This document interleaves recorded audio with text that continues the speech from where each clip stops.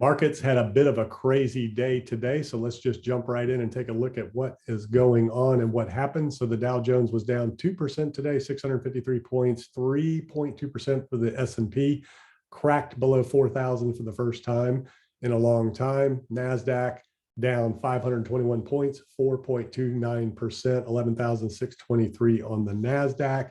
So what happened today that triggered a lot of this sell-off? So inflation prints coming out this week. Fed board members are going to be speaking this week. And Neil Kashkari spoke this morning on CNBC. And he said, when asked if the Fed is watching the markets and is going to bail out the markets, he said, no, our mandate is to control inflation, stable prices, and that they are committed to bring prices back into control and back into check. And they're going to do what they have to do. And when he was asked about markets, he said they don't really pay attention to markets. He said, but he believes that markets and asset values should be back where they were pre-pandemic level across all assets. So that means the markets, that means crypto, that means real estate. So they definitely want to rein in the bubble in real estate. They want to rein in the bubble in assets, in crypto, in stocks.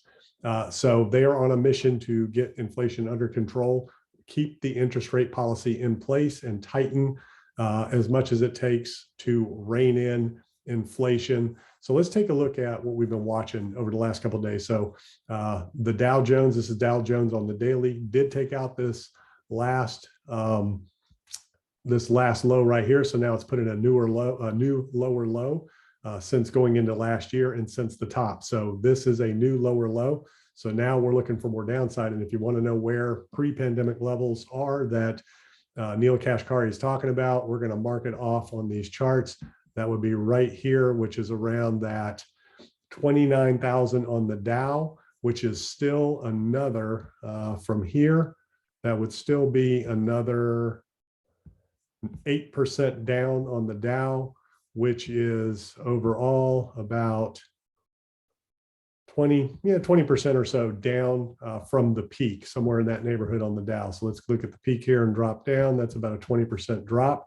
NASDAQ pre-pandemic level is going to take it. Now, this is the big one here. If the NASDAQ dropped all the way back to pre-pandemic, you're talking about that level right there, which is 97.47 on NASDAQ, which is a long way down from here, yet another 20% from where we were. So the peak right now, NASDAQ is down 27%. So another 20% there would be 41% down.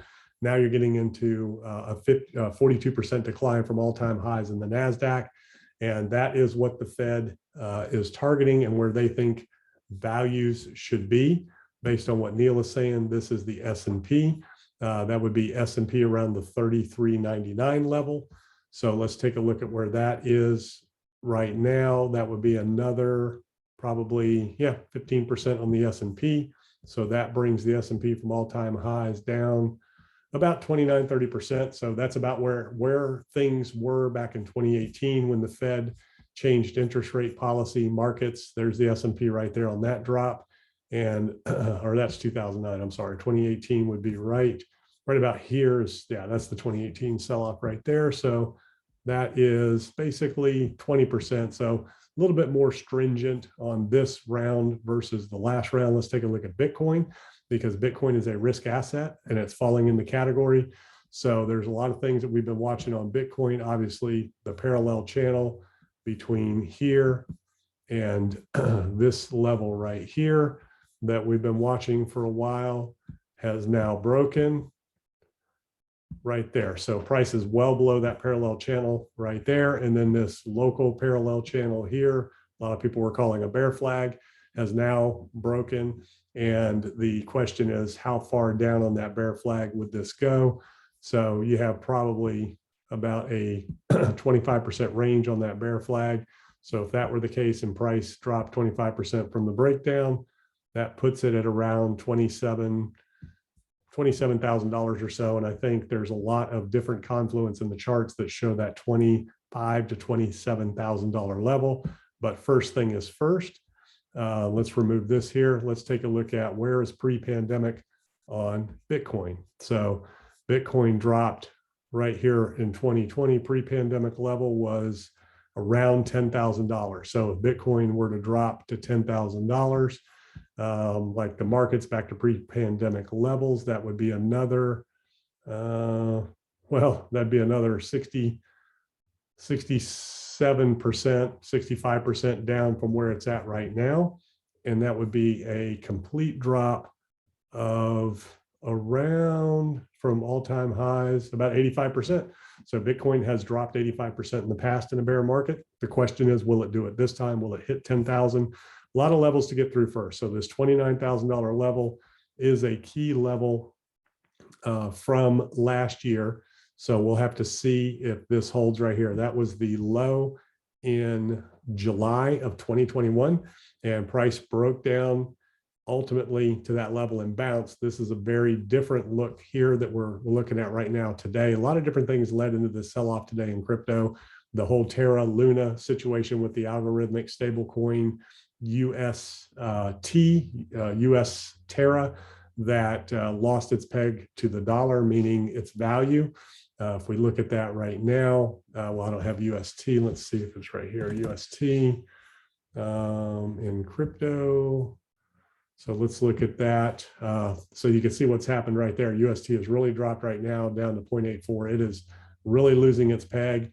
And then Do Kwon with Luna bought Bitcoin in order to stabilize, and it's not working. So Luna is collapsing as well. Let's look at Luna on US dollar. Here we go. There's Luna right there, is continuing to collapse because of that whole UST problem. So that's causing a lot of the capitulation in the market.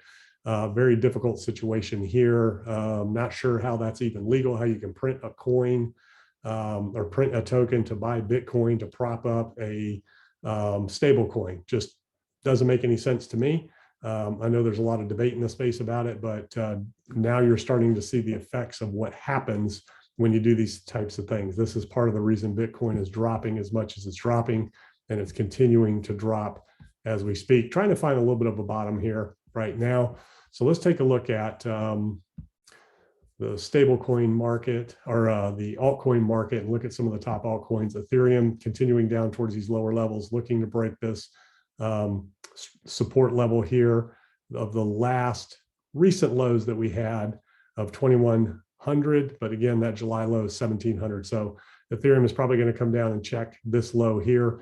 You know, if it can break below 2,100, it will probably go down and check 1,700. That's the last line of defense before, you know, pre-pandemic lows right here. That's back in this area, would be around $280. So March of 2020, Ethereum dropped all the way down to about $97. Before that, it was $311. And if it dropped 90%, 80% like altcoins do, a lot of times puts it around $400 or $500.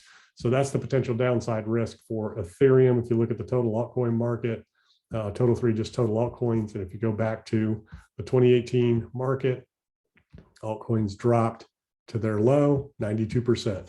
So if you look at an altcoin like Ethereum, altcoin is anything that's not Bitcoin, and you go down 92%, that puts you around $350, $400, somewhere in that range. So that's the potential risk that we're looking at. Here's Avalanche, same thing here, pre-pandemic levels, you know, but if you just go with that 90% drop from the peaks that a lot of people just didn't think could happen, you know, that's back down to about $13. So it seems like everything is unwinding and dropping back to those pre-pandemic lows like we've been tracking. Solana right here in its last little level of support. And if you look at 90% down for Solana, you get back down into these ranges here of about $24, $25. So altcoins, you know, Matic, same thing. Let's take a look at Matic. We'll take a look at Cardano next.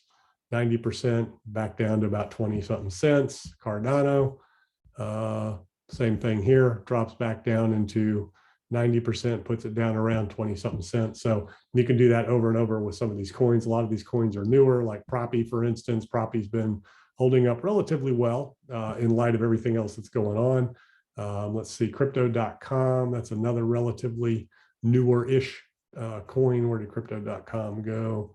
There we go right here. Crypto.com is dropping down. And again, it has some pretty low levels as well. And then, of course, we have the infamous Dogecoin, seems to be hanging on pretty good to this level here. Has, let's see how far that's come down so far. Dogecoin has already come down about 85%. So Dogecoin is almost to its 90% range, which is around 6 cents for Dogecoin. SHIB is dropping back down to its beginnings, and right now is down 83%. So 90 puts it at a bunch of zeros, 663, 690, 712, after a bunch of zeros. So that's where, it puts SHIB coin. So these are the things here that I am looking at right now. We'll have to see what happens tomorrow. Ideally, you would think that there would be a nice little bounce right about now. On Bitcoin, price seems to be consolidating. A lot of the altcoins, things are kind of holding up right here. So this will be a good level to bounce. Maybe you get turnaround Tuesday tomorrow, get a nice little rebound out of here, maybe a 10, 20% bounce before more continuation. So that's what I'm looking for in the markets tomorrow. It may not happen, but I am on the lookout for a bounce tomorrow. So hopefully we'll have a turnaround Tuesday, green day for the next couple of days before we get any more potential downside. But there's a lot of action going on with that Terra Luna situation. They're liquidating Bitcoin left and right. So that's an interesting situation to watch. Keep your eyes peeled on that. I'll be back tomorrow with Gareth Soloway to talk about his $20,000 price prediction, see where he's at. Got another one with Tony Edwards, Thinking Crypto, on Wednesday, see what he's looking at. So big week for crypto. Stay tuned. I will be back on the next video, and hang in there. Hopefully we'll get a nice little bounce, and I'll see you on the next video.